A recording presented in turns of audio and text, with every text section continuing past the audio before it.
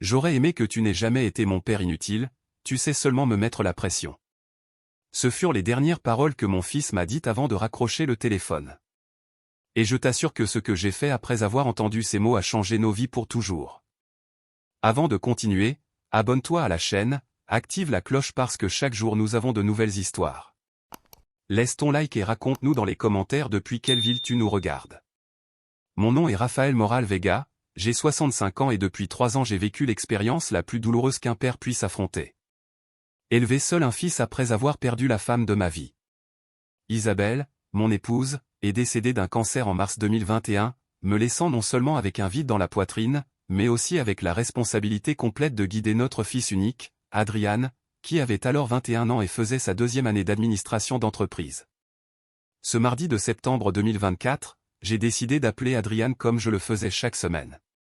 C'était ma routine depuis qu'Isabelle était morte. Vérifier comment allaient ses études. Lui demander s'il avait besoin de quelque chose, maintenir ce lien père-fils que je sentais de plus en plus fragile. J'ai composé son numéro pendant que je préparais mon café de l'après-midi, en attendant une conversation normale, peut-être écouter ses histoires de cours ou ses projets pour le week-end. Bonjour, mon fils, lui ai-je dit quand il a répondu. Comment ça va à l'université? Nous sommes déjà en septembre et je voulais savoir comment ça se passe pour ton semestre final. Il y eut un silence gênant de l'autre côté de la ligne. Adrian a mis du temps à répondre et quand il l'a fait, sa voix sonnait tendue, contrariée. Tout va bien, papa, normal. Quelque chose dans son ton m'a alerté. Pendant ces années, j'avais appris à lire entre les lignes, à détecter quand mon fils ne me disait pas toute la vérité. C'était une capacité que j'avais développée après être devenu père célibataire, quand j'ai compris que je devais être à la fois père et mère pour Adrian. Mais tu es sûr? Tu sembles un peu, je ne sais pas, différent. Les cours vont bien, les notes? Un autre silence, plus long cette fois. Écoute, papa, je n'ai pas le temps pour des interrogatoires. Je suis occupé. Adrian. Ce n'est pas un interrogatoire. Je me préoccupe juste de toi. Tu sais que ton éducation est importante pour moi, surtout après tout ce qu'on a vécu depuis que ta mère. Là, s'il te plaît, me coupa-t-il brusquement.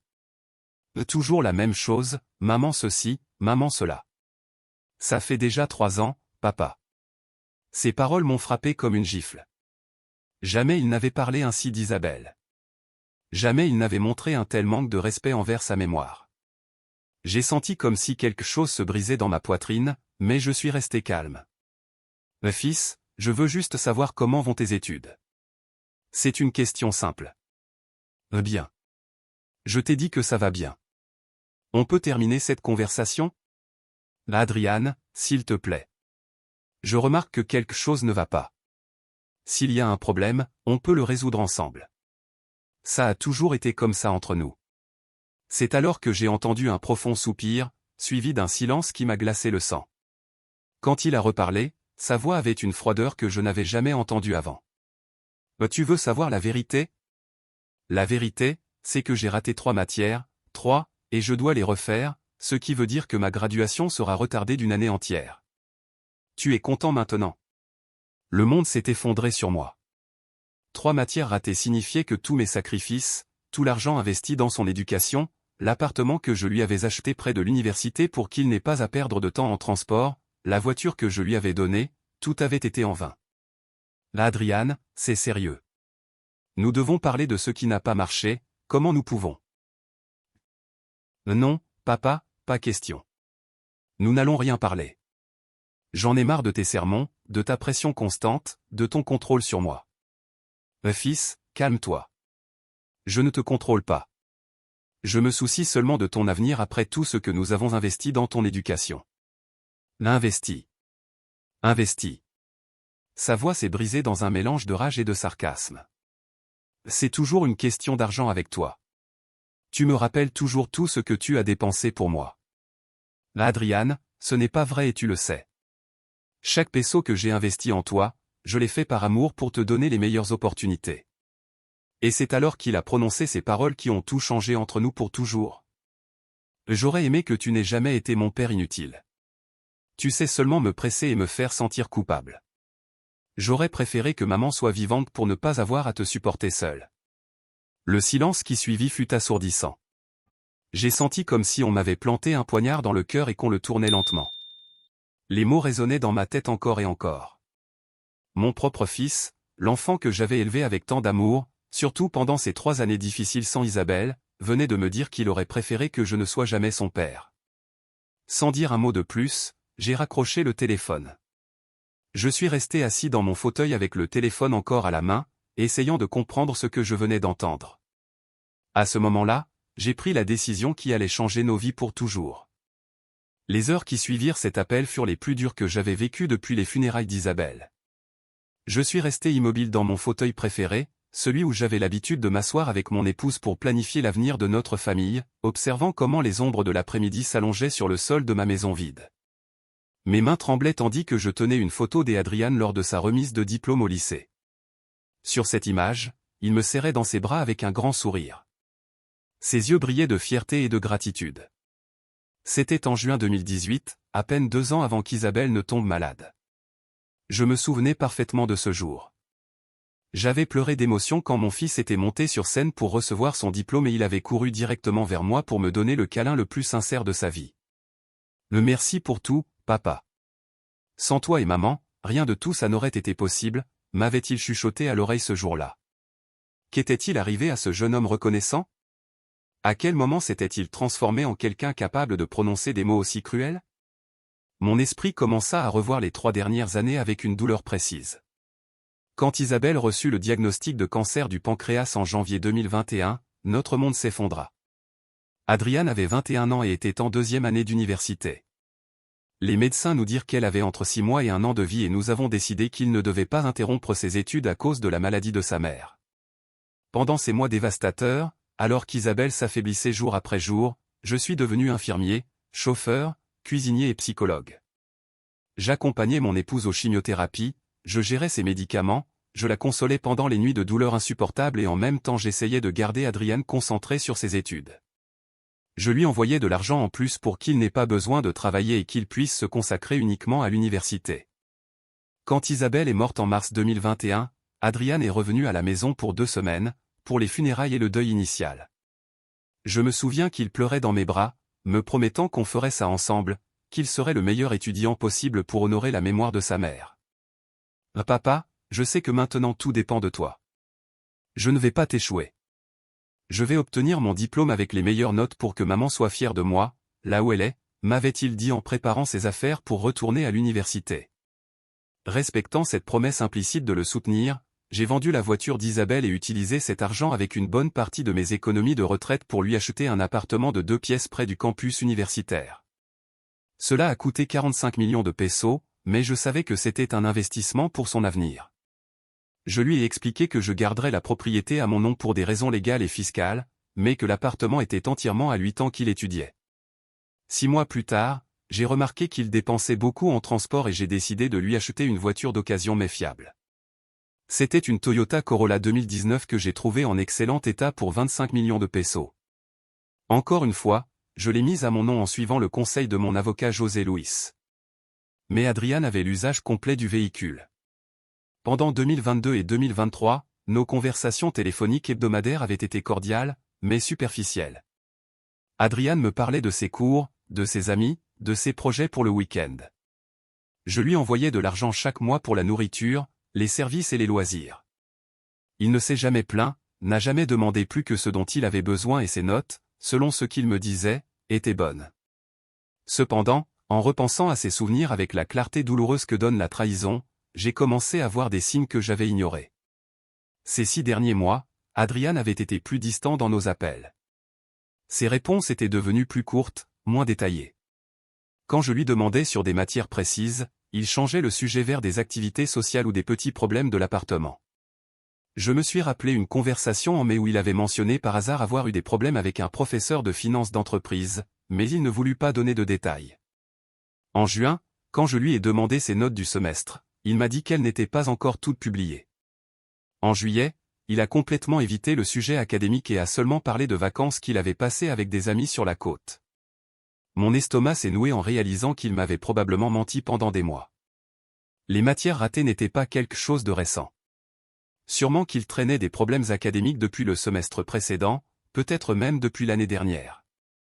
Je me suis levé du fauteuil et j'ai marché jusqu'à mon bureau, où je gardais tous les documents importants de la famille. J'ai ouvert le classeur et sorti les actes de propriété de l'appartement des Adrian et les papiers de la voiture. Ils étaient bien enregistrés à mon nom. Raphaël Moral Vega, propriétaire légal des deux biens. À ce moment-là, un mélange de douleur et de détermination commença à grandir dans ma poitrine. Mon fils non seulement m'avait menti sur ses résultats académiques pendant des mois, mais il avait fini son mensonge avec les paroles les plus blessantes qu'un fils puisse adresser à son père. Il avait souhaité que je n'existe jamais dans sa vie après tous les sacrifices que j'avais faits pour lui, surtout pendant les années les plus difficiles après avoir perdu Isabelle. J'ai regardé l'horloge. Il était 19h30. Exactement 5 heures s'étaient écoulées depuis cet appel dévastateur. Pendant ces 5 heures, j'avais revécu chaque moment de sacrifice, chaque peso investi dans son futur, chaque nuit passée sans dormir à m'inquiéter pour son bien-être, pendant que lui construisait une vie confortable avec mon argent et apparemment se moquait de mes efforts derrière mon dos. J'ai pris mon téléphone portable et j'ai cherché le contact de José Luis Pérez Castro, mon avocat de confiance depuis 15 ans. Il était tard, mais je savais qu'il comprendrait l'urgence de ce que j'étais sur le point de lui demander. Avant de composer, j'ai respiré profondément et pris la décision la plus difficile de ma vie de père. Il était temps que Adrian apprenne la vraie valeur des choses et le poids réel des mots que nous prononçons quand nous blessons ceux qui nous aiment sans condition. Avec des doigts qui tremblaient encore d'indignation, j'ai composé le numéro de José Luis. Le téléphone a sonné 3 fois avant que j'entende sa voix familière. « Raphaël, bonsoir.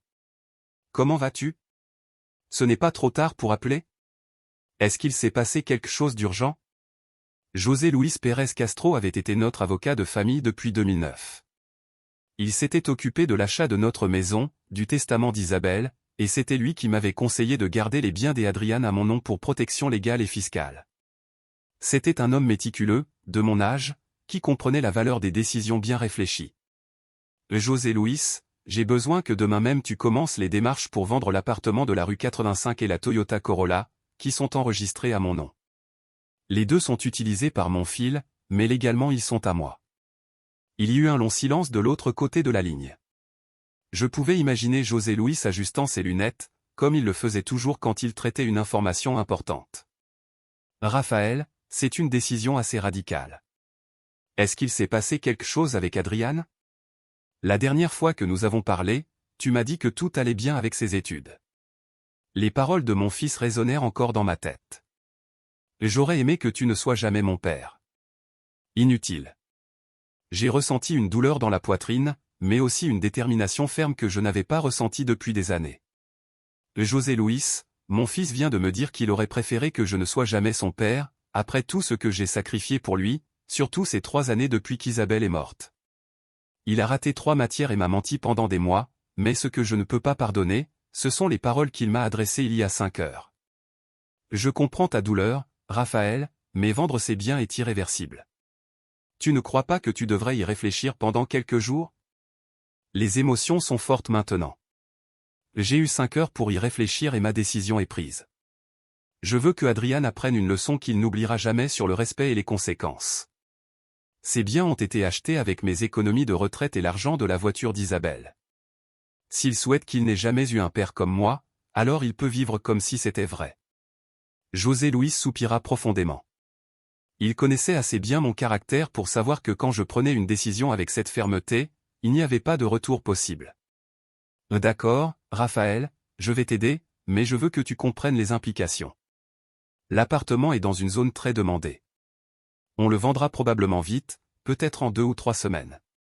La voiture sera plus facile, peut-être une semaine. Une fois le processus commencé, il sera très difficile de revenir en arrière. C'est exactement ce que je veux. Pas de retour en arrière, pas de seconde chance facile. Mon fils doit comprendre que les mots ont un poids, surtout quand tu les adresses à la personne qui t'a donné la vie et qui a tout sacrifié pour toi. Et que comptes-tu faire pour son logement? Tu ne peux pas le laisser à la rue, Raphaël.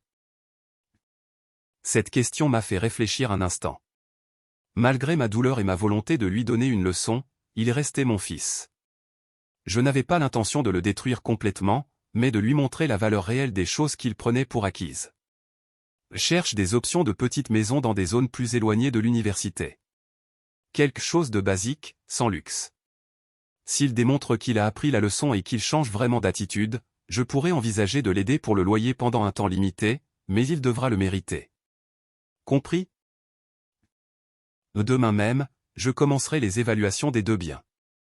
Veux-tu que je gère tout discrètement ou tu préfères que Adrian sache immédiatement ce qui se passe? Je veux que ce soit une surprise totale, qu'il ressente le même choc désagréable que moi quand il m'a dit ces paroles cruelles. Pendant des années j'ai été un père prévisible, toujours là pour le sauver, pour lui donner tout ce dont il avait besoin. Il est temps qu'il apprenne que les actions ont des conséquences réelles.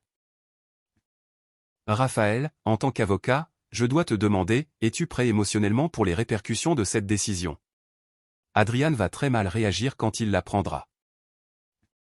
La question de José Luis m'a fait faire une pause.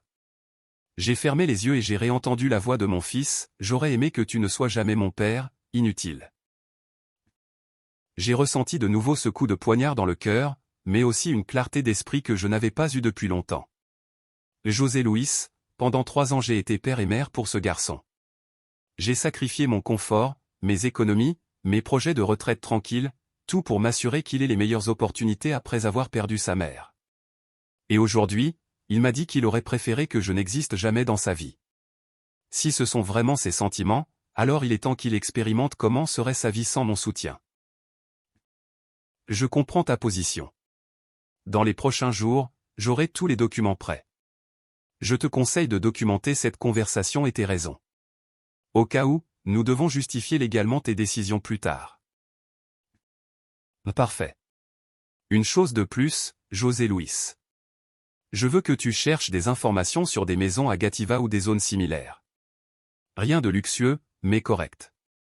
Si Adrian montre un repentir sincère et un vrai changement d'attitude, je considérerai l'aider avec un logement basique pour 6 mois maximum. Compris? Y a-t-il autre chose que tu veux que je gère? Pour l'instant, non. Demain, j'attends ton appel avec l'avancement des évaluations. Après avoir raccroché, je suis allé à la cuisine pour me préparer une tasse de thé. Mes mains ne tremblaient plus. La décision était prise et pour la première fois depuis des heures, je ressentais une étrange sensation de paix, mélangée à une profonde tristesse. Pendant que j'attendais que l'eau bouille, j'ai de nouveau vérifié les documents des biens. 45 millions pour l'appartement, 25 millions pour la voiture, 70 millions de pesos que j'avais investis pour donner du confort et des opportunités à mon fils. De l'argent qui venait de décennies de travail honnête et du sacrifice de vendre le dernier souvenir tangible d'Isabelle. Mon téléphone vibra avec un message. C'était d'Adrian, « Papa, désolé d'avoir raccroché comme ça. J'étais stressé par les examens. On parle demain. » J'ai lu le message 3 fois. C'était typique de lui. Une excuse superficielle qui n'abordait pas la gravité de ses paroles, envoyée des heures plus tard, quand sûrement il s'était rendu compte qu'il était allé trop loin. Mais il était déjà trop tard. La machine légale était en marche. Je n'ai pas répondu au message. Demain, José Luis commencerait les évaluations. Dans une semaine, 2 au maximum, mon fils découvrirait que les mots ont des conséquences réelles et que le père qu'il avait insulté si cruellement était le même qui lui avait donné tout ce qu'il avait. Il était temps que Adrian apprenne à apprécier ce que signifie vraiment avoir un père qui t'aime, même quand cet amour exige des décisions difficiles. Les jours suivants passèrent dans une étrange routine de normalité apparente, mélangée à une détermination silencieuse qui grandissait en moi. Chaque matin je prenais mon petit déjeuner pendant que José Luis m'envoyait des mises à jour par message. L'évaluateur visitera l'appartement demain. 3 acheteurs déjà intéressés. La Corolla allait être estimée cet après-midi. Cependant, il y avait quelque chose que je devais confirmer avant que les démarches n'avancent complètement. J'avais besoin de mieux comprendre la situation réelle de mon fils, au-delà des mensonges académiques que j'avais découverts. C'est pourquoi, le vendredi après-midi, j'ai décidé d'appeler Miguel Ortega Rubio, mon ami de toujours et pratiquement mon seul confident depuis la mort d'Isabelle. Miguel et moi nous connaissions depuis l'université. Nous avions été parrains à nos mariages respectifs et il avait été un soutien fondamental pendant la maladie d'Isabelle. Le plus important, c'est que son fils Daniel étudiait dans la même université que Adrian, même si c'était dans une autre filière, et ils se croisaient parfois dans des événements sociaux étudiants. Miguel, j'ai besoin de te demander une faveur délicate, lui dis-je quand il répondit à mon appel. Bien sûr, Raphaël, dis-moi ce dont tu as besoin. Pourrais-tu demander à Daniel ce qu'il sait de la vie universitaire des Adrian? Ses habitudes, avec qui il sort, comment il gère son argent? Mais s'il te plaît, que ce soit discret. Miguel connaissait assez bien mon caractère pour comprendre que quelque chose de sérieux se passait. Est-ce qu'il est arrivé quelque chose de grave avec Adrian? Je lui ai brièvement raconté l'appel du mardi, en omettant les détails sur les ventes que j'avais lancées. Miguel écouta en silence et quand je terminai, il soupira profondément. Raphaël, je suis vraiment désolé que tu aies vécu ça. Les mots d'un fils peuvent être plus douloureux que n'importe quoi d'autre. Laisse-moi parler avec Daniel ce soir et je t'appelle demain. Cette nuit-là, j'ai à peine pu dormir. Mon esprit oscillait entre la tristesse causée par les paroles cruelles d'Adrian et l'angoisse de découvrir plus de détails sur sa vraie vie. Qu'est-ce qu'il m'avait encore caché? Les fêtes, les sorties, les dépenses excessives étaient-elles la raison de ses problèmes académiques? Le samedi matin, Miguel m'appela de bonne heure. Raphaël, j'ai parlé avec Daniel hier soir. Ce que je vais te dire ne va pas te plaire. Mon estomac se contracta. Et dis-moi tout, Miguel. J'ai besoin de savoir la vérité complète. Selon Daniel, Adrian vivait une vie assez insouciante depuis 1 an. Il sortait faire la fête 3 ou 4 nuits par semaine, allait dans des restaurants chers, achetait sans cesse des vêtements de marque. Daniel disait qu'il se vantait toujours de l'appartement que son père lui avait acheté et de la voiture qu'il conduisait. Chaque mot était comme un coup de marteau dans ma poitrine. Quoi d'autre? Apparemment, il avait dit à plusieurs camarades que j'étais très facile à manipuler et que je lui envoyais toujours de l'argent sans poser beaucoup de questions. Daniel se rappela une conversation précise où Adrian avait dit mot pour mot, « Mon père est très naïf, il croit que je suis l'étudiant parfait et il me donne tout ce que je veux. » La douleur se transforma instantanément en une colère froide et calculée. Non seulement il gaspillait l'argent que je lui envoyais chaque mois religieusement, mais en plus il se moquait de moi devant ses amis. Il me voyait comme un naïf facile à manipuler. Y a-t-il autre chose? Daniel mentionna que Adrian travaillait à mi-temps dans un magasin d'électronique au centre commercial Andino, mais que selon lui c'était plus par caprice que par nécessité. Il disait qu'il gagnait environ 1 200 000 pesos par mois, mais qu'il dépensait beaucoup plus que ça en divertissement et en luxe. L'information confirmait mes soupçons les plus douloureux. Adrian non seulement m'avait menti sur ses notes, mais il avait construit toute une image fausse de lui-même, financée avec mon argent et ma confiance aveugle. Miguel, est-ce que tu sais quelque chose de précis sur ses problèmes académiques? Oui, et c'est le plus grave. Daniel dit que Adrian avait raconté il y a plusieurs mois qu'il avait raté quelques matières le semestre passé, mais que ce n'était pas grave, parce que, de toute façon, mon père ne découvre jamais mes vraies notes et il y a toujours moyen d'arranger les choses. Ces derniers mots furent dévastateurs. Mon fils non seulement échouait depuis des mois, mais il avait calculé délibérément de me tenir dans l'ignorance, sachant que je continuerais à financer son mode de vie irresponsable. Une chose de plus, Raphaël. Daniel a mentionné qu'il y a environ 2 semaines, Adrian se vantait lors d'une réunion sociale d'un voyage coûteux qu'il prévoyait à Carthagène le mois prochain avec un groupe d'amis. Apparemment, il avait déjà réservé un hôtel 5 étoiles. Voyage à Carthagène. Hôtel 5 étoiles. Avec l'argent que je lui envoyais chaque mois pour ses dépenses de nourriture et d'études, mon fils avait transformé ma générosité paternelle en son fonds personnel de divertissement. Après avoir raccroché avec Miguel, je suis resté assis sur ma terrasse en regardant le jardin qu'Isabelle avait cultivé avec tant d'amour. Ces roses fleurissaient encore chaque printemps et me rappelaient toujours sa philosophie de vie. Raphaël, le véritable amour demande parfois des décisions difficiles, surtout quand tu élèves un enfant. À ce moment-là, j'ai su avec une certitude absolue que ma décision était correcte. Il ne s'agissait pas de vengeance, mais de justice éducative. Adrian avait abusé de ma confiance, gaspillé des ressources issues de décennies de travail honnête et avait terminé son comportement irresponsable en m'insultant de la façon la plus blessante possible. Mon téléphone sonna. C'était José Luis. Raphaël, j'ai d'excellentes nouvelles concernant les ventes. L'appartement a déjà 2 offres fermes, une à 47 millions, une autre à 45 500 000. La Toyota a un acheteur intéressé à 26 millions. Nous pourrions conclure les 2 transactions la semaine prochaine. Parfait, José Luis. Accepte l'offre la plus haute pour l'appartement et procède à la vente de la voiture. Tu es absolument sûr, Raphaël? Une fois que nous signons, il n'y aura pas de retour en arrière. J'ai pensé aux mots de Miguel, mon père est très naïf. Il y a toujours moyen d'arranger les choses. Très facile à manipuler. J'ai pensé au voyage 5 étoiles financé avec mon argent. J'ai pensé aux paroles cruelles, j'aurais aimé que tu ne sois jamais mon père inutile. Je suis absolument sûr, José Luis. Mon fils doit apprendre que les actions ont des conséquences réelles et que le respect n'est pas facultatif dans une relation familiale. Cet après-midi-là, en rangeant quelques documents dans mon bureau, j'ai trouvé une lettre que Adriane m'avait écrite depuis l'université en 2022, peu après le premier anniversaire de la mort d'Isabelle. Elle disait, « Papa, je ne pourrai jamais assez te remercier pour tout ce que tu as fait pour moi. Je promets de te rendre fier et d'honorer la mémoire de maman avec mes réussites académiques. » J'ai rangé la lettre dans le même tiroir où étaient les actes de propriété, qui ne lui appartiendraient plus très longtemps. Dans une semaine, peut-être moins, mon fils découvrirait que le père naïf et facile à manipuler avait pris la décision la plus difficile de sa vie de parent. La deuxième semaine d'octobre se déroula avec une efficacité qui me surprit moi-même.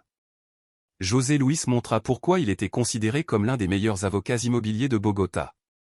Chaque jour, je recevais des mises à jour précises sur l'avancement des deux ventes et chaque mise à jour confirmait que ma décision se matérialisait de manière inexorable.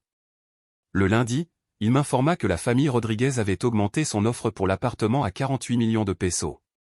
C'était un jeune couple avec 2 petits-enfants, tous les 2 professionnels, qui avaient besoin de se rapprocher de leurs emplois. Dans cette zone nord de la ville, ironiquement, ils cherchaient exactement ce que Adriane avait, un espace confortable, bien situé, parfait pour commencer une nouvelle étape de vie. Le mercredi, la Toyota Corolla fut vendue à un chauffeur d'Uber qui économisait depuis des années pour acheter son propre véhicule. 26 millions de pesos payés comptant. L'homme, d'environ 40 ans, me remercia plusieurs fois lors de la signature des papiers, m'expliquant que cette voiture représentait son indépendance économique définitive.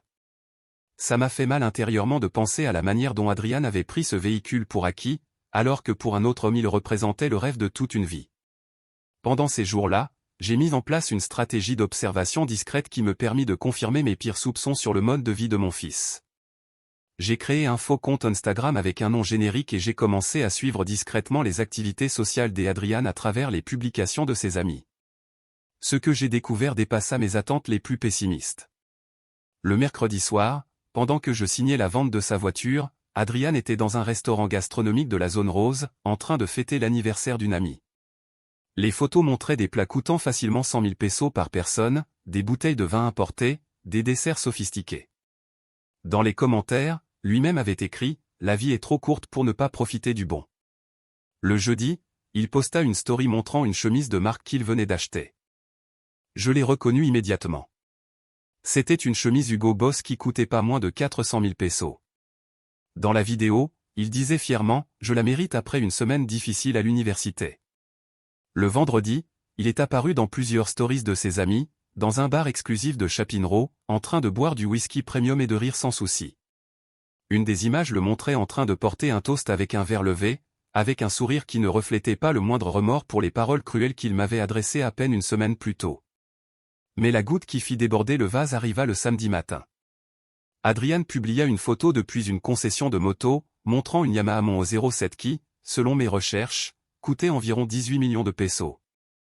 Son commentaire disait « Je pense à échanger la voiture pour quelque chose de plus excitant. Qu'en pensez-vous » À ce moment-là, je compris que mon fils non seulement avait complètement oublié notre conflit téléphonique, mais qu'il envisageait aussi de faire des changements importants dans sa vie sans me consulter, en utilisant des biens qui techniquement ne lui appartenaient pas. La déconnexion entre son comportement et la réalité de sa situation académique et économique était totale.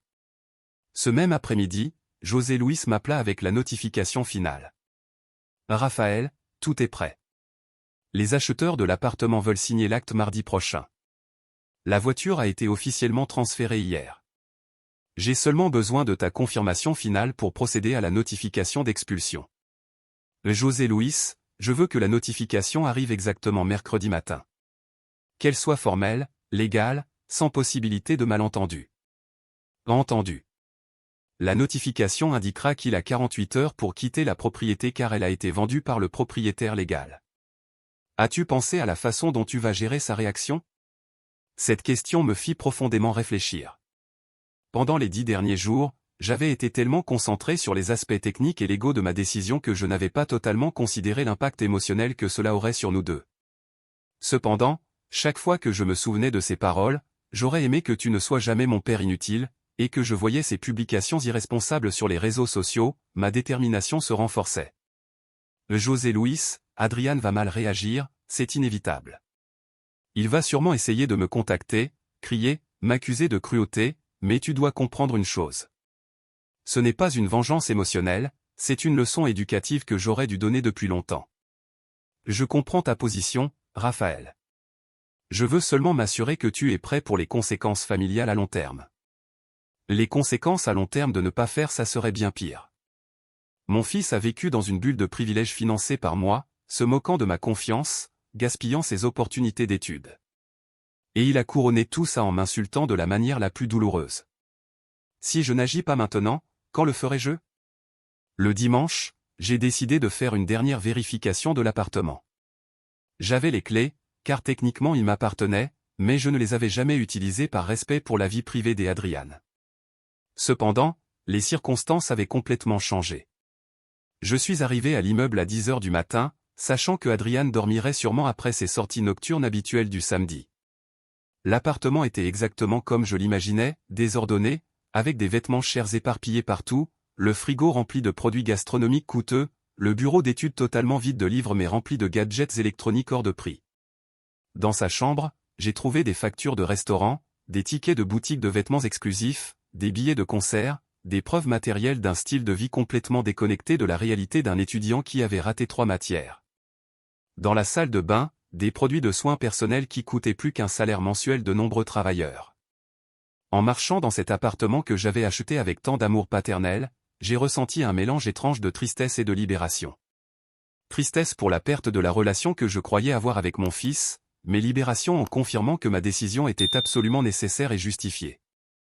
Le mardi, José Luis m'envoya un message, acte signé, appartement officiellement vendu.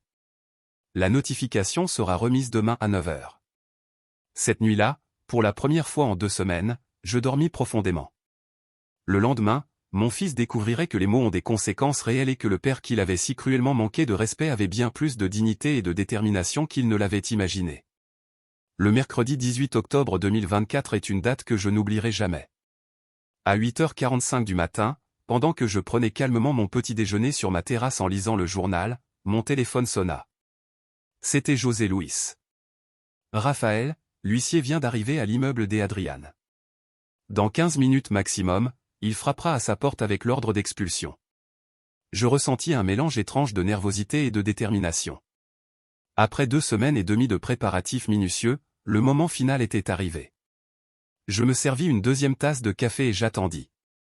Je n'eus pas à attendre longtemps.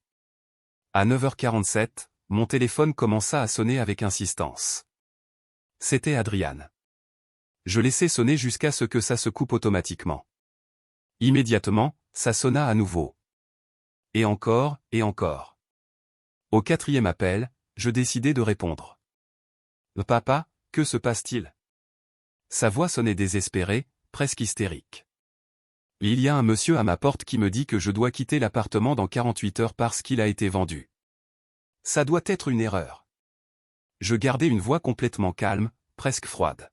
« Ce n'est pas une erreur, Adrian. » « Ah, comment ça, pas une erreur ? C'est mon appartement. Tu m'as dit qu'il était à moi. Je t'ai dit que tu pouvais l'utiliser tant que tu étudiais de façon responsable, mais l'appartement a toujours été enregistré à mon nom, comme tu le sais bien. » Il y eut un long silence. J'entendais sa respiration agitée de l'autre côté de la ligne. « Papa, je ne comprends pas. Ça a à voir avec la dispute de la semaine dernière. Je t'ai déjà demandé pardon. Adrian, tu m'as envoyé un message superficiel des heures après m'avoir dit que tu aurais préféré que je ne sois jamais ton père. Ce ne sont pas des excuses, c'est du contrôle des dégâts. Mais papa, j'étais stressé, je ne le pensais pas vraiment. Les mots que nous disons quand nous sommes stressés sont souvent les plus honnêtes, fils. Ils reflètent ce que nous pensons et ressentons vraiment au fond. J'entendis des bruits en arrière-plan, comme s'il marchait nerveusement dans l'appartement. Papa, s'il te plaît, c'est de la folie. Tu ne peux pas faire ça. Où vais-je vivre? Comment vais-je aller à l'université? Adrian, ces derniers jours, j'ai enquêté sur ta véritable situation. Je sais pour tes dîners dans des restaurants de luxe, tes vêtements de marque, tes sorties nocturnes coûteuses, tes projets d'acheter une moto de 18 millions. Je sais aussi que tu m'as menti sur tes notes depuis des mois. Un autre silence, plus long et plus tendu. Tu m'as espionné. J'ai simplement vérifié comment tu dépensais l'argent que je t'envoyais chaque mois pour nourriture et études. Un argent qui venait de mes économies de retraite et de la vente de la voiture de ta mère décédée. Papa, je peux tout expliquer. Mais tu n'as rien besoin d'expliquer, Adrian. Les photos sur les réseaux sociaux parlent d'elles-mêmes. La chemise à 400 000 pesos que tu as achetée jeudi parle d'elle-même. Les verres de whisky premium du vendredi parlent d'eux-mêmes. J'entendis ces sanglots de l'autre côté de la ligne. Papa, s'il te plaît. Je sais que j'ai fait des erreurs, mais tu ne peux pas me laisser sans rien. Je suis ton fils. Exactement, Adrian. Tu es mon fils, et comme ton père, c'est ma responsabilité de t'enseigner que les actions ont des conséquences réelles, que le respect n'est pas optionnel, que les ressources ne sont pas infinies. Mais c'est trop extrême. Tu ne peux pas tout m'enlever comme ça. L'extrême? Tu veux savoir ce qui est extrême, Adrian? Que ton père travaille pendant 30 ans, économise chaque peso, vende la voiture de sa femme décédée pour t'acheter un appartement, et que toi tu lui dises que tu aurais préféré qu'il ne soit jamais ton père. Ça, c'est extrême. Il y eut une longue pause. Quand il reparla, sa voix avait complètement changé. Elle sonnait comme celle d'un enfant effrayé. Papa, qu'est-ce qu'il est arrivé à ma voiture? La Toyota Corolla a été vendue mercredi dernier à un chauffeur qui avait économisé des années pour acheter son propre véhicule. Tu as vendu ma voiture, cria-t-il avec une détresse que je n'avais jamais entendue chez lui. J'ai vendu ma voiture, que tu utilisais par ma générosité. Tu ne peux pas faire ça. Je vais appeler un avocat. Adrian, tu peux appeler tous les avocats que tu veux. Les deux biens étaient légalement enregistrés à mon nom. J'ai tous les documents, toutes les factures d'achat, tous les relevés bancaires. Tu n'as violé aucune loi, mais moi non plus. L'appel s'est terminé brusquement. Adrian avait raccroché. Pendant les 30 minutes suivantes, mon téléphone a sonné 14 fois de plus. Je n'ai répondu à aucun appel. Ensuite commencèrent à arriver des messages. Papa, s'il te plaît, parlons. Tu ne peux pas me faire ça. Je suis ton fils unique. Que va penser maman depuis le ciel? Je te promets que je vais changer. S'il te plaît, papa, ne me fais pas ça. Pardonne-moi, je t'en prie. J'ai lu chaque message, mais je n'ai répondu à aucun. À 11h30, j'ai reçu un appel de José Luis. Raphaël, l'huissier confirme que l'ordre a bien été remis. Adrian a signé, même s'il était très bouleversé. Techniquement, il a jusqu'à vendredi 9h du matin pour libérer complètement le logement. Parfait. Les nouveaux propriétaires peuvent en prendre possession immédiatement après. Oui. La famille Rodriguez a déjà les clés et peut emménager vendredi après-midi si elle le souhaite. À 13h15, mon téléphone a encore sonné. Cette fois j'ai décidé de répondre. Papa, je suis devant le bâtiment de l'administration universitaire. Je viens de parler avec la coordinatrice académique. Elle m'a confirmé que si je ne paye pas les frais d'inscription du prochain semestre avant le 30 octobre, je perds définitivement ma place. Sa voix sonnait différente, moins hystérique, plus réelle. Et combien coûtent ces frais, Adrian? 3 800 000 pesos. L'intéressant. C'est exactement le prix de la moto que tu pensais acheter samedi dernier. Silence total. Tu comprends maintenant quelles ont été tes priorités pendant ces mois, fils? Papa, je ne sais pas quoi dire. Mais tu n'as rien à dire pour l'instant, Adrian. Tu dois seulement réfléchir. Réfléchir aux décisions qui t'ont amené jusqu'à ce moment. Réfléchir aux mots que tu m'as dit. Réfléchir au respect que tu as perdu envers ton père et envers la mémoire de ta mère. Qu'est-ce que je vais faire maintenant? Pour la première fois en 2 semaines et demie, j'ai entendu une véritable vulnérabilité dans sa voix. Pas de manipulation, pas d'hystérie, mais une vraie peur et une vraie confusion. Ça, Adrian, c'est quelque chose que tu devras découvrir par toi-même, comme n'importe quel jeune de 24 ans qui n'a pas un père à insulter et dont abuser économiquement. J'ai raccroché et éteint mon téléphone. Pour la première fois depuis la mort d'Isabelle, je me suis senti complètement libéré des responsabilités que je portais depuis 3 ans. Mon fils allait devoir affronter les conséquences de ses paroles et de ses actes, et moi je pourrais enfin commencer à guérir les blessures qu'il avait ouvertes dans mon cœur. Le vendredi matin à 6h30, je me suis réveillé au son insistant de la sonnette de ma maison. J'ai regardé par la fenêtre de ma chambre et j'ai vu la Toyota Corolla que j'avais vendue, mais ce n'était pas possible. En regardant mieux, j'ai reconnu la silhouette d'Adrian debout à l'entrée de ma maison. Il était arrivé en taxi. Sa présence ne m'a pas surpris. Pendant les 48 heures précédentes, il avait essayé de me contacter de toutes les manières possibles, appels, messages, même des emails envoyés à ma boîte personnelle. Je savais qu'il finirait par se présenter en personne quand il comprendrait que toutes les autres voies étaient fermées. Je me suis habillé lentement, j'ai déjeuné avec un calme volontaire, et seulement après avoir terminé mon café, j'ai décidé d'ouvrir la porte. Cela faisait déjà 30 minutes qu'il était là, et je l'entendais marcher nerveusement dans le jardin de devant. Quand j'ai ouvert la porte, le choc visuel fut dévastateur. Mon fils avait l'air totalement différent du jeune homme sûr de lui et insouciant que j'avais vu dans les photos sur les réseaux sociaux une semaine plus tôt. Ses yeux étaient gonflés et rouges. Il avait clairement pleuré. Ses vêtements, habituellement impeccables et de marque, étaient froissés. Il portait de grosses valises et un sac à dos. « Papa » fut la première chose qu'il dit d'une voix brisée que j'avais à peine reconnue. Nous nous sommes regardés quelques secondes qui semblèrent éternelles. Puis, à ma totale surprise, il s'est agenouillé dans le jardin, laissant tomber les valises de chaque côté. « Papa, s'il te plaît, pardonne-moi. Je m'agenouille devant toi parce que je reconnais que j'ai été un fils terrible. Les mots que je t'ai dits étaient impardonnables. » L'image de mon fils de 24 ans, à genoux devant moi en pleurs, réveilla des émotions compliquées en moi. Une partie de moi, la partie paternelle instinctive, voulait l'enlacer et lui dire que tout irait bien. Mais la partie rationnelle, celle qui avait été profondément blessée, me rappela pourquoi nous en étions arrivés là. « Lève-toi, Adrian. » On ne retrouve pas sa dignité en s'agenouillant. Il se releva lentement, en essuyant ses larmes avec la manche de sa veste. « Papa, je sais que j'ai fait des erreurs terribles. Je sais que j'ai gaspillé l'argent que tu me donnais. Je sais que j'ai menti sur mes notes. Je sais que les mots que je t'ai dits étaient cruels et injustifiables. Mais s'il te plaît, donne-moi une chance de réparer. Où as-tu dormi cette nuit, Adrian ? À la gare routière du Nord. Je n'avais pas d'argent pour un hôtel. Cette information m'a frappé plus que je ne l'attendais. Mon fils, qui une semaine avant prévoyait d'acheter une moto de 18 millions, avait dormi dans une gare routière. Et ton travail dans le magasin d'électronique ? J'ai démissionné il y a 2 mois, admit-il en baissant la tête. Je pensais que je n'en avais pas besoin parce que tu m'envoyais toujours de l'argent. C'était une décision stupide. 2 mois. Ça veut dire que tous les achats coûteux de ces dernières semaines, tu les as faits uniquement avec l'argent que je t'envoyais. Oui, murmura-t-il. C'est vrai. Et les amis avec qui tu sortais dans les restaurants chers et les bars exclusifs, où sont-ils maintenant que tu as besoin d'aide ? J'ai essayé d'en contacter plusieurs. Certains n'ont pas répondu, d'autres m'ont dit qu'ils ne pouvaient pas m'aider financièrement.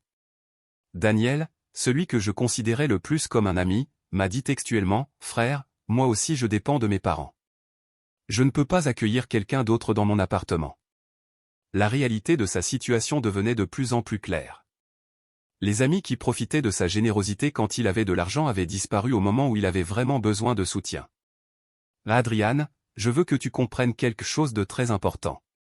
Pendant 3 ans, depuis la mort de ta mère, j'ai sacrifié mon confort, mes économies, mes projets de retraite, tout pour m'assurer que tu aies les meilleures opportunités possibles. Je sais, papa, je sais, et j'ai été ingrat. Ne m'interromps pas. J'ai vendu la voiture d'Isabelle, le dernier souvenir tangible que j'avais d'elle, pour t'acheter cet appartement. J'ai utilisé de l'argent que j'avais épargné pendant des décennies de travail honnête pour te donner une vie confortable. Et toi, non seulement tu as gaspillé ces opportunités, mais tu m'as insulté de la manière la plus douloureuse qui soit. Les larmes revinrent dans ses yeux. Papa, je ne voulais pas dire ces mots. J'étais frustré, perdu, effrayé par les matières que j'avais ratées. Adrian, les mots que nous prononçons quand nous sommes sous pression sont souvent les plus honnêtes. Ils reflètent ce que nous pensons vraiment au fond de notre cœur. Non, papa, ce n'est pas vrai.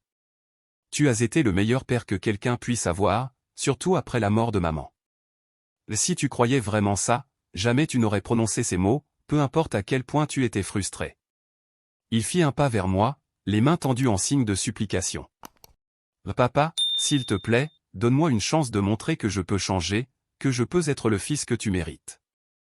Adrian, il est trop tard pour des promesses. Pendant des mois tu m'as menti sur tes notes. Pendant des mois tu as gaspillé mon argent dans des luxes inutiles.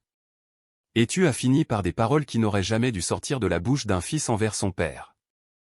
Que dois-je faire pour que tu me pardonnes? Travailler, mieux étudier? Te rendre l'argent? Dis-moi quoi faire. Son désespoir était palpable, mais je savais aussi que les promesses faites en temps de crise ne sont pas toujours tenues quand la situation se normalise. Adrian, le pardon ne se mendie pas. Il se gagne avec des actions constantes dans le temps. Et ta situation actuelle va t'obliger à montrer de quoi tu es vraiment capable. Papa, je ne peux pas faire ça seul. Je n'ai pas d'argent, pas de travail, pas d'endroit où vivre. Des millions de jeunes de ton âge affrontent ces mêmes défis tous les jours. La différence, c'est qu'eux n'ont pas eu un père qui leur a résolu tous leurs problèmes pendant 24 ans. Alors, c'est fini? Je ne suis plus ton fils? Cette question me frappa directement au cœur. Malgré toute ma douleur et ma détermination, Adrian restait mon fils unique, la seule famille qu'il me restait après la mort d'Isabelle. Adrian, tu seras toujours mon fils. Mais être mon fils ne te donne pas le droit de me manquer de respect, de me mentir et d'abuser de ma générosité. Y a-t-il un moyen qu'on puisse arranger ça? Je pris une profonde inspiration. Ces dernières semaines, j'avais envisagé cette possibilité, mais selon mes conditions, pas les siennes. Il n'y a qu'une seule possibilité, Adrian, et elle vient avec des conditions très strictes. Ses yeux s'illuminèrent d'espoir. Dis-moi lesquelles. J'accepte n'importe quelle condition. Première condition, tu vas vivre dans une maison basique, dans un quartier modeste, loin de la zone universitaire. Je paierai le loyer pendant 6 mois, mais tu devras trouver immédiatement un travail pour couvrir la nourriture, le transport et tes dépenses personnelles. J'accepte. Deuxième condition, pas de luxe, pas de sorties chères, pas de vêtements de marque. Tu vas apprendre à vivre avec l'essentiel. J'accepte. La troisième condition, tu vas réussir toutes les matières que tu dois avec des notes supérieures à 4,0. Si tu rates encore une seule matière, mon soutien s'arrête. J'accepte, papa. Et la condition la plus importante, pendant ces 6 mois, tu vas démontrer par tes actions, pas par tes paroles, que tu as vraiment changé, que tu comprends la valeur du respect, de l'effort et de la gratitude. Je te promets que je le ferai. Ne me promets rien, Adrian, fais-le simplement. Pour la première fois en 3 semaines, j'ai vu mon fils sourire faiblement. Ça veut dire que tu me donnes une opportunité. Ça veut dire que je te donne la possibilité de mériter une seconde chance. Ce même vendredi après-midi, José Luis et moi nous sommes réunis pour chercher des options de logement qui répondaient à mes critères spécifiques. J'avais été très clair sur ce que je voulais, quelque chose de basique, modeste, qui enseigne à Adrian la valeur réelle des choses, sans être inhumain. Après avoir regardé plusieurs options, nous avons trouvé une petite maison dans le quartier Subacentro, à environ 40 minutes en transport en commun de l'université. C'était une construction simple de 2 étages, salon, cuisine et salle de bain au rez-de-chaussée, 2 petites chambres à l'étage. Pas de luxe, mais propre et fonctionnel. Le loyer était de 800 000 pesos par mois, une fraction de ce que coûtait l'appartement dans la zone nord. « Es-tu sûr que c'est ce que tu veux pour Adrian ?» me demanda José Luis en examinant le contrat. C'est un changement assez drastique comparé à l'appartement qu'il avait. C'est exactement le but, José Luis. Mon fils doit comprendre la différence entre privilège et normalité, entre ce qui se mérite et ce qui est donné. Le samedi matin, j'ai emmené Adrian voir la maison. Sa réaction fut un mélange d'émotions contradictoires. J'ai vu la déception dans ses yeux en découvrant le quartier, les rues pas complètement pavées, les maisons modestes, si différentes de la zone exclusive où il avait vécu les 3 dernières années. « C'est ici que je vais vivre ?» demanda-t-il avec une voix entre l'incrédulité et la résignation. « C'est ici que tu vas vivre si tu acceptes mes conditions. Si ça ne te convient pas, tu peux chercher tes propres alternatives avec tes propres ressources. Nous avons parcouru la maison en silence. Le salon avait un canapé basique et une petite table. La cuisine était équipée du strict nécessaire, une cuisinière à 2 feux, un petit frigo, quelques ustensiles de base. Les chambres avaient chacune un lit simple, une armoire en bois et un petit bureau. Il n'y a pas de télévision, observa Adriane. Mais tu n'en as pas besoin. Tu as besoin de te concentrer sur tes études et ton travail. Les Internet? Il y a un Internet basique, suffisant pour tes travaux universitaires et pour chercher un emploi. Après la visite, nous nous sommes assis dans le salon pour établir les règles spécifiques de notre accord. Adriane, je vais être très clair sur la façon dont ça va fonctionner. Je paierai le loyer de cette maison pour exactement 6 mois, de novembre 2024 à avril 2025. Pendant ce temps, tu dois trouver un travail et prouver que tu peux couvrir tes dépenses de base. Quel genre de travail? N'importe quel travail honnête, serveur, vendeur, assistant, peu importe. L'objectif n'est pas d'avoir un travail parfait, mais de comprendre ce que ça veut dire gagner de l'argent avec des efforts. J'ai sorti un carnet et commencé à écrire les conditions précises. Première, tu dois trouver un travail avant le 15 novembre. Si tu ne le fais pas, le soutien s'arrête immédiatement. Deuxième, tu vas payer les frais d'inscription universitaire avec ton propre argent gagné en travaillant. Je ne financerai plus un seul peso de tes études tant que tu n'auras pas prouvé que tu les apprécies vraiment. Son visage est devenu pâle. Papa, les frais sont presque 4 millions de pesos. Ça va être très difficile d'économiser cette somme avec des petits boulots. Exactement, Adriane. Ça va être difficile et cette difficulté va t'apprendre à apprécier chaque peso dépensé. Ça te fera réfléchir 2 fois avant d'acheter une chemise à 400 000 pesos ou de dîner dans des restaurants chers. J'ai continué la liste. Un troisième, pas de carte de crédit, pas de prêt, pas d'emprunt à des amis ou à la famille. Tout ce que tu dépenses doit venir de ce que tu gagnes. Quatrième, tu vas m'envoyer un rapport hebdomadaire de tes dépenses, de tes revenus et de tes notes universitaires. Transparence totale. Cinquième, pas de fête, pas de bar, pas de restaurant cher, pas de vêtements de marque ou de dépenses qui ne soient pas absolument nécessaires. Ma vie sociale, demanda-t-il avec une expression inquiète et contrariée. Ta vie sociale va consister à étudier, travailler, et peut-être une activité gratuite le week-end.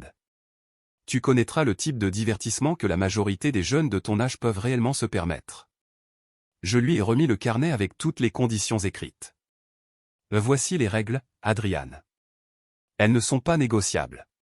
Si tu en enfreins une seule, mon soutien s'arrête et tu devras résoudre ta situation entièrement seul. Il lut la liste 2 fois, avec une expression sérieuse. Et après les 6 mois, que se passe-t-il si je respecte tout ça?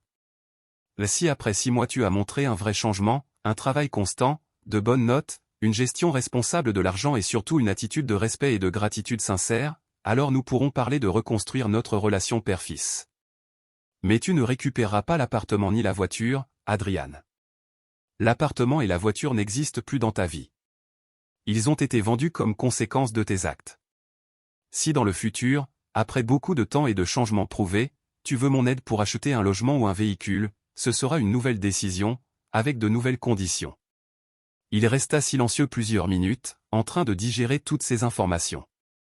Il n'y a aucun moyen d'accélérer ce processus. Je ne peux pas te prouver plus vite que j'ai changé. Adriane, le vrai changement n'arrive pas en quelques jours ou semaines. Il arrive à travers des mois de décisions constantes, d'épreuves, d'apprentissage de la valeur des choses que tu prenais pour acquises. Et si j'échoue? Si je ne trouve pas de travail à temps ou si je rate une matière? Alors tu auras prouvé que tu n'es pas prêt à être traité comme un adulte responsable et tu devras trouver ton propre chemin dans la vie.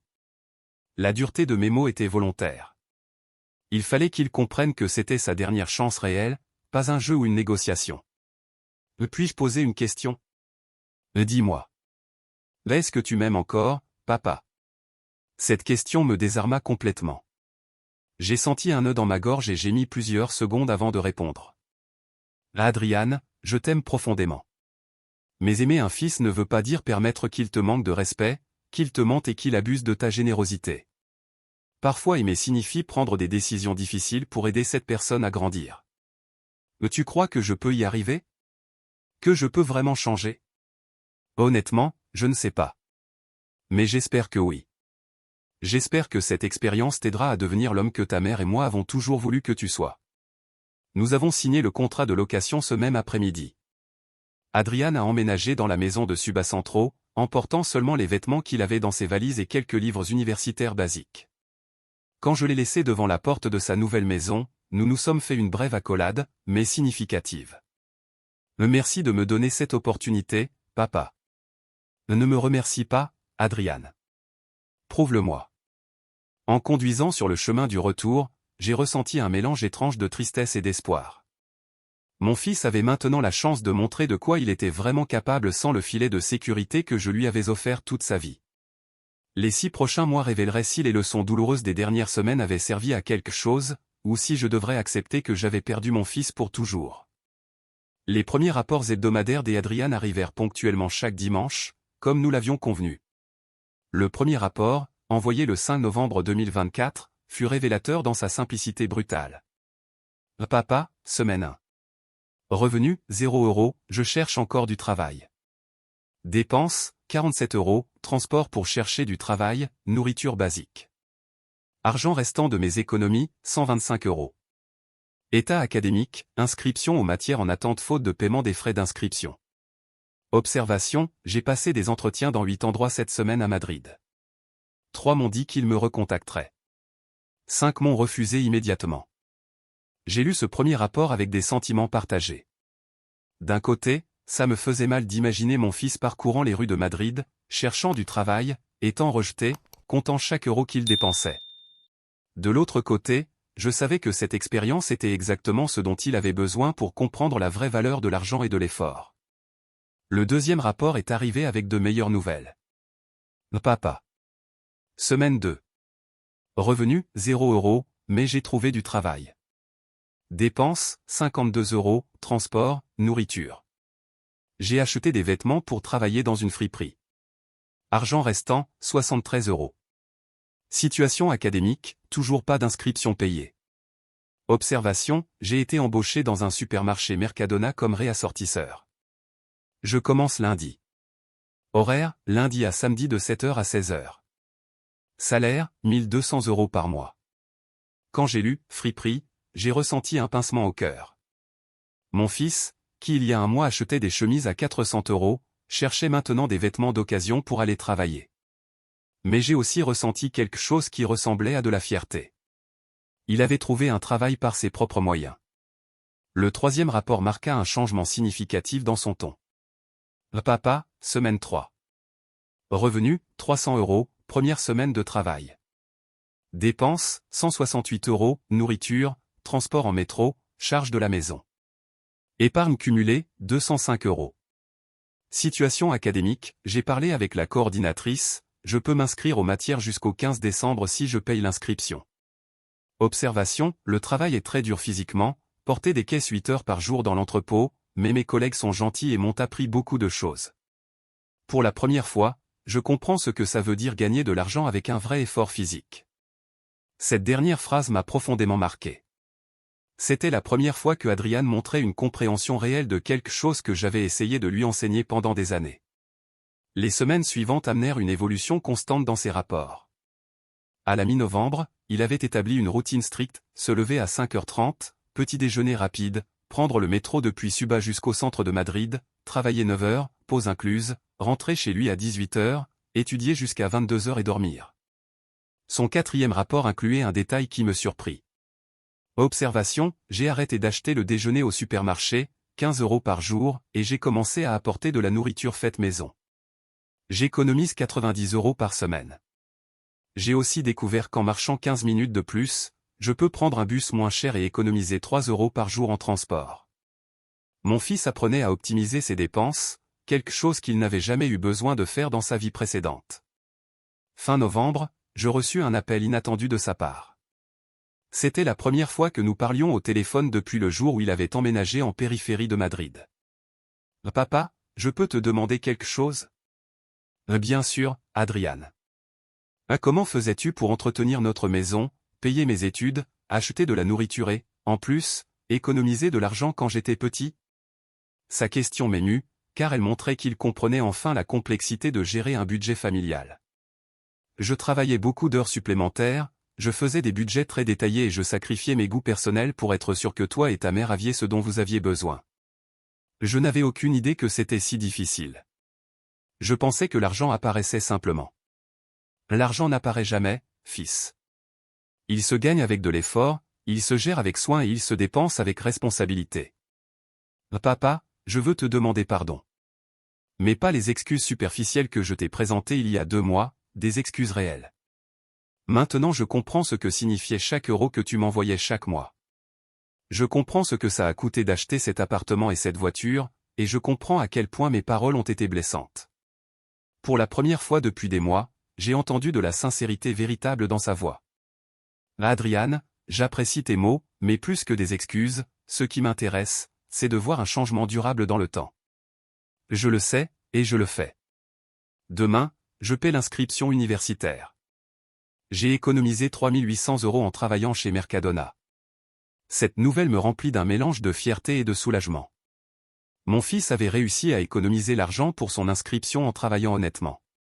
En décembre, ses rapports commencèrent à inclure des informations académiques en plus des finances. Notes partielles, finances mathématiques 8,2, gestion stratégique 8,0, marketing international 8,3, projet final 8,1. Ces résultats étaient excellents, meilleurs que les années précédentes, quand je finançais tout et qu'il n'avait pas de responsabilité supplémentaire. Comment arrives-tu à étudier après 9 heures de travail par jour, lui demandai-je pendant un de nos appels hebdomadaires. J'ai découvert que quand le temps est limité, tu te concentres mieux. Avant, j'avais toute la journée libre et je la gaspillais. Maintenant j'ai 3 heures pour étudier chaque soir. Alors chaque minute compte. En janvier 2025, Adrian avait développé une discipline que je ne lui avais jamais connue. Ses rapports montraient une vie structurée, travail, études, repos, dans des proportions équilibrées. Il avait augmenté ses économies mensuelles et avait commencé à planifier ses dépenses avec des mois d'avance. Mais la transformation la plus notable arriva dans son rapport de la 3e semaine de janvier. Papa, j'ai beaucoup réfléchi à notre conversation de l'année dernière. Je crois que les mots que je t'ai dit n'ont pas seulement été cruels, mais reflétaient une mentalité immature et ingrate que j'avais développée.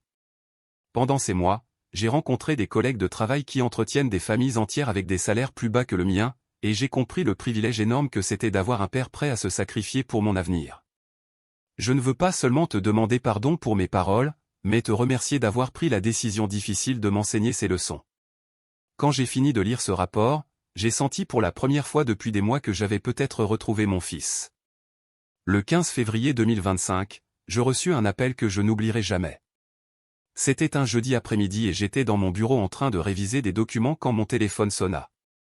En voyant le nom d'Adrian à l'écran, j'ai ressenti le mélange habituel d'attente et de prudence qui caractérisait nos communications depuis ces mois. Papa, tu as quelques minutes? J'ai des nouvelles importantes à partager avec toi. Sa voix sonnait différente. Ce n'était plus le désespoir d'octobre, ni l'incertitude de novembre. Il y avait quelque chose de solide, de mûr dans son ton. Bien sûr, Adrian, je t'écoute. D'abord, mes notes du semestre, j'ai terminé avec une moyenne de 8,4 sur 10.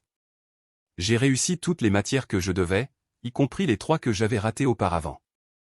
Ma coordinatrice académique m'a félicité parce que c'est la meilleure performance académique que j'ai eue dans toute ma carrière. J'ai ressenti une pointe de fierté dans ma poitrine. C'était la première fois depuis des années que Adrian me donnait de vraies bonnes nouvelles académiques. Ce sont d'excellentes nouvelles, fils. Mais ce n'est pas tout. Chez Mercadona, on m'a proposé un poste de superviseur de car. Ça signifie une augmentation de salaire à 1 450 € par mois et la possibilité d'apprendre des compétences de gestion de personnel. Et tu vas accepter? J'ai déjà accepté, papa. Pour la première fois de ma vie, je sens que je construis quelque chose par moi-même. Pas seulement survivre, mais vraiment progresser. La conversation continua pendant presque 1 heure. Adrian me raconta des détails sur sa routine quotidienne, sur les leçons qu'il avait apprises en travaillant avec des personnes de milieux socio-économiques différents, sur comment sa vision de l'argent et de l'effort avait changé. Papa, j'ai encore quelque chose à te dire. Hier, je marchais sur la Grand Via après le travail et je suis passé devant ce magasin Hugo Boss où j'achetais mes chemises. Je suis resté devant la vitrine à regarder une chemise semblable à celle que j'ai achetée en octobre, celle à 400 €. J'ai fait le calcul mentalement, cette chemise équivaut à 27 heures de travail avec mon salaire actuel. Avant, quand tu m'envoyais de l'argent, je ne faisais pas ce lien. Pour moi, c'était juste de l'argent disponible. Maintenant, je comprends que chaque euro représente du temps de vie, de l'effort physique, de la dédication. Ces mots m'ont profondément touché. Mon fils comprenait enfin des concepts que j'avais essayé de lui enseigner depuis des années. Adrian, ce que tu viens de me dire me remplit d'espoir. Papa, je veux faire quelque chose de formel. Je veux t'écrire une lettre, pas un simple mail ou un message WhatsApp, une lettre manuscrite comme celle que tu m'avais appris à écrire quand j'étais petit pour remercier à Noël. Une semaine plus tard, je reçus cette lettre. C'était une enveloppe épaisse avec mon nom écrit dans l'écriture soignée que je reconnaissais de son enfance. Le contenu de cette lettre changea complètement ma perception des progrès de mon fils. Cher papa, pendant ces 4 mois à vivre avec un budget limité, en travaillant physiquement et en étudiant sans le filet de sécurité financière que tu m'avais fourni pendant des années, j'ai eu beaucoup de temps pour réfléchir à notre relation et au genre de personne que j'étais devenu. D'abord, je veux reconnaître publiquement ce que je t'ai déjà dit au téléphone. Les mots que je t'ai adressés en septembre étaient impardonnables. Non seulement ils étaient cruels sur le moment, mais ils reflétaient une mentalité de privilège et d'ingratitude que j'avais développée sans m'en rendre compte. Ensuite, je veux te remercier d'avoir pris la décision la plus difficile qu'un père puisse prendre. Discipliner son fils adulte avec des conséquences réelles. Je sais que vendre l'appartement et la voiture n'a pas été une décision prise par vengeance, mais par amour. Un amour assez fort pour donner la priorité à ma croissance personnelle plutôt qu'à mon confort immédiat. Troisièmement, je veux documenter certains des changements précis que j'ai vécus. Je comprends maintenant la vraie valeur de l'argent. Chaque euro que je gagne représente 4 minutes et 8 secondes de mon temps de travail. J'ai appris à cuisiner, à nettoyer, à gérer une maison et à planifier les dépenses mensuelles. Mes notes universitaires se sont beaucoup améliorées parce que je vois chaque cours comme un investissement direct de mon argent gagné avec effort. J'ai développé une éthique de travail que je n'avais jamais eue avant, et mes supérieurs l'ont reconnue avec des promotions. J'ai appris à trouver du divertissement et de la satisfaction dans des activités gratuites ou peu coûteuses. Mais plus important que tous ces changements pratiques, j'ai vécu un changement de mentalité fondamental. Je suis passé de l'idée que le monde me devait quelque chose à l'idée que je dois mériter ma place dans le monde par l'effort et la contribution. Papa, je ne te demande pas de revenir à la dynamique d'avant. Je ne veux pas que tu m'achètes un autre appartement ou une autre voiture. Ce que je veux, c'est la possibilité de reconstruire notre relation père-fils sur des bases nouvelles et plus saines. Je veux que tu saches que je prévois de continuer à travailler et à étudier jusqu'à ma remise de diplôme en décembre. Ensuite, je chercherai un emploi dans mon domaine professionnel, mais toujours avec l'humilité et l'éthique de travail que j'ai développée pendant ces mois. Si tu es d'accord, j'aimerais que nous envisagions la possibilité de dîner ensemble un dimanche comme nous le faisions quand maman était encore en vie. Pas pour te demander quoi que ce soit, mais pour partager du temps de qualité comme père et fils. Je t'aime et j'espère qu'un jour je pourrai de nouveau être une source de fierté pour toi. Ton fils, Adrian. Quand j'ai fini de lire cette lettre, j'ai pleuré pour la première fois depuis les funérailles d'Isabelle. Mais ce n'étaient pas des larmes de tristesse, c'étaient des larmes de soulagement et d'espoir. Ce même après-midi, je lui ai écrit une réponse brève. Adrian, ta lettre m'a profondément ému. J'accepte ton invitation à dîner dimanche prochain. Avec amour, papa. Le dimanche suivant, Adrian est arrivé chez moi à 18h. Il apportait une bouteille de vin modeste achetée avec son salaire et des fleurs du marché local pour mettre sur la tombe de sa mère après le dîner. Pendant ce dîner, pour la première fois depuis des années, j'ai eu une conversation authentique et mature avec mon fils adulte. Ce premier dîner du dimanche 23 février 2025 marqua le début d'une nouvelle étape dans notre relation de père et fils. Adrian arriva exactement à l'heure, ce qui avait été un problème constant dans sa vie d'avant. Il portait des vêtements simples mais propres. Et pour la première fois depuis longtemps, je pouvais voir dans ses yeux la clarté de quelqu'un qui dort bien parce qu'il a travaillé honnêtement. Papa, avant de commencer à dîner, je veux te montrer quelque chose, me dit-il en sortant un petit carnet de sa poche. J'ai tenu un registre détaillé de mes dépenses et de mes revenus pendant ces 5 mois. Il ouvrit le carnet et me montra des pages remplies de notes méticuleuses. Chaque euro gagné, chaque euro dépensé, chaque euro économisé. C'était le type de discipline financière que j'avais essayé de lui enseigner pendant des années, sans succès. Regarde ces chiffres, papa. En octobre, quand j'ai emménagé dans la maison, j'avais 125 € en tout. Aujourd'hui, j'ai économisé 2340 €. Ce n'est pas une fortune, mais c'est de l'argent que j'ai entièrement gagné par moi-même. J'ai examiné les pages avec attention. Ces calculs étaient précis, ces catégories de dépenses bien organisées, et je pouvais voir l'évolution mois après mois d'une personne qui avait appris à vivre selon ses moyens. Adriane, c'est impressionnant. Que as-tu prévu de faire avec ces économies? J'ai 3 objectifs précis. Premièrement, je veux avoir un fonds d'urgence d'au moins 3000 € avant d'obtenir mon diplôme. Deuxièmement, je veux m'acheter un ordinateur personnel pour chercher un travail professionnel une fois la carrière terminée. Troisièmement, je veux économiser pour t'offrir quelque chose de significatif pour ton anniversaire en décembre. Cette dernière partie m'a surpris. Tu n'as pas besoin de m'offrir quoi que ce soit, fils. Papa, pendant 24 ans tu m'as tout offert sans que je te donne quoi que ce soit en retour, même pas du respect à la fin. Je veux ressentir la satisfaction de t'offrir quelque chose que j'ai acheté avec mon propre effort. Pendant le dîner, Adriane me raconta des histoires de son travail qui révélaient une maturité que je ne lui connaissais pas. Il me parla de collègues immigrés qui travaillaient en double poste pour envoyer de l'argent à leur famille, de mères célibataires qui étudiaient le soir après avoir travaillé toute la journée, de jeunes de son âge qui combinaient travail et études sans le luxe d'avoir des parents qui les soutiennent financièrement. Une de mes collègues, Carmen, a 26 ans et élève seule ses 2 petits-enfants. Elle travaille à Mercadona le jour et nettoie des bureaux 3 nuits par semaine. Elle ne se plaint jamais, n'arrive jamais en retard, a toujours un sourire. Quand je la vois, je pense à quel point j'étais privilégié sans le savoir. Et comment s'est passée ta vie universitaire ces mois-ci? Complètement différente, papa.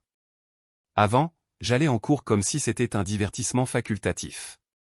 Maintenant, chaque cours me coûte de l'argent réel que j'ai gagné en travaillant. Je prends des notes détaillées, je fais toutes les lectures, je participe activement. Mes professeurs ont remarqué le changement. Et tes anciens amis? Adriane fit une longue pause avant de répondre. Ça a été une des leçons les plus dures, papa. Quand j'ai arrêté d'avoir de l'argent pour sortir dans des restaurants chers et des bars exclusifs, la plupart se sont simplement éloignés. J'ai découvert que beaucoup de ces amitiés étaient en réalité transactionnelles. Ils me cherchaient parce que je payais les additions, parce que j'avais une voiture pour les emmener, parce que mon appartement était confortable pour leurs réunions. Et ça t'a fait mal? Au début, oui. Mais ensuite je me suis rendu compte que c'était mieux de connaître la vérité. Maintenant, j'ai moins d'amis, mais ils sont réels. Des collègues de travail qui m'invitent chez eux pour des dîners simples, des camarades d'université qui étudient avec moi à la bibliothèque parce que non plus n'ont pas d'argent pour d'autres distractions. Après le dîner, il a tenu sa promesse d'apporter des fleurs sur la tombe d'Isabelle. Nous avons marché ensemble au cimetière et, en arrivant devant la pierre tombale de sa mère, Adriane s'est agenouillée et a parlé à voix basse. Maman, je sais que, d'où tu es, tu as vu tout ce qui s'est passé. Je veux te demander pardon pour avoir manqué de respect à papa comme je l'ai fait. Il a été le père que toi et moi avons toujours voulu qu'il soit, et moi j'ai été trop immature pour l'apprécier. Je promets qu'à partir de maintenant, je vais honorer ta mémoire en étant le fils que vous méritiez. Entendre ces mots devant la tombe d'Isabelle fut un des moments les plus émouvants de ma vie. Dans les semaines suivantes, nous avons établi une routine de dîner du dimanche. Chaque rencontre confirmait que le changement des Adriane était réel et durable. Ce n'était pas une simple mise en scène pour regagner mes faveurs, mais une transformation personnelle profonde. Fin mars, il m'apporta des nouvelles inattendues. Papa, mon chef à Mercadona m'a proposé une bourse de l'entreprise pour faire un master en gestion commerciale. Il couvrirait le coût complet de l'inscription si je m'engage à travailler avec eux 2 ans après l'obtention de mon diplôme. Et qu'as-tu décidé de faire? Je vais accepter. C'est une opportunité incroyable et ça signifie aussi que je pourrai développer ma carrière professionnelle sans dépendre financièrement de toi. En avril, quand les 6 mois depuis son déménagement à la maison de banlieue furent exactement écoulés, Adriane me demanda une rencontre spéciale. Papa, je veux te proposer quelque chose. Je sais que les 6 mois que nous avions convenus se terminent ce mois-ci. Je veux continuer à payer moi-même le loyer de la maison. Je ne veux pas revenir à une dynamique où tu couvres mes dépenses de base. Tu es sûr? Avec ton nouveau salaire de superviseur, tu pourrais déménager dans un endroit plus confortable si je t'aide. Je suis complètement sûr. Cette maison m'a appris à apprécier l'essentiel. De plus, je veux me prouver que je peux m'assumer complètement de façon indépendante. En mai, Adrian a été diplômé avec mention de sa carrière en administration des entreprises. Ce fut le jour le plus fier que j'ai vécu comme père depuis la naissance de mon fils. Pendant la cérémonie, quand je l'ai vu monter sur scène pour recevoir son diplôme, j'ai repensé aux mots cruels qu'il m'avait dit 8 mois plus tôt. J'aurais préféré que tu ne sois jamais mon père, inutile. Après la remise des diplômes, Adrian est venu vers moi avec son diplôme à la main. Papa, je veux te dédier ce succès. Sans la leçon dure que tu m'as donnée, je n'aurais jamais trouvé la discipline et la détermination nécessaires pour en arriver là. Adrian, ce succès est entièrement le tien. Tu l'as gagné avec ton effort, ton travail et ta détermination. Oui, mais tu m'as appris que les vrais succès ne viennent qu'à travers l'effort authentique. C'est la leçon la plus précieuse de ma vie. Aujourd'hui, pendant que j'écris cette histoire, 8 mois se sont écoulés depuis cet appel douloureux de septembre. Mon fils travaille comme superviseur à Mercadona, il suit son master le soir, il paie ses propres dépenses et il a développé avec moi une relation basée sur le respect mutuel et l'affection sincère. Je n'ai pas retrouvé le fils que j'avais avant, parce que ce jeune irresponsable et ingrat n'existe plus. À sa place, j'ai une relation avec un homme mûr qui comprend la valeur de l'effort, qui apprécie les sacrifices familiaux et qui a appris que les mots ont de vraies conséquences. Parfois, les leçons les plus importantes de la vie exigent des décisions douloureuses. Mais quand l'amour paternel est assez fort, même les décisions les plus difficiles peuvent mener au plus beau dénouement. Si cette histoire t'a plu, mets un like à la vidéo, abonne-toi à la chaîne et partage tes impressions dans les commentaires. Pour écouter la prochaine histoire, clique sur la boîte à gauche.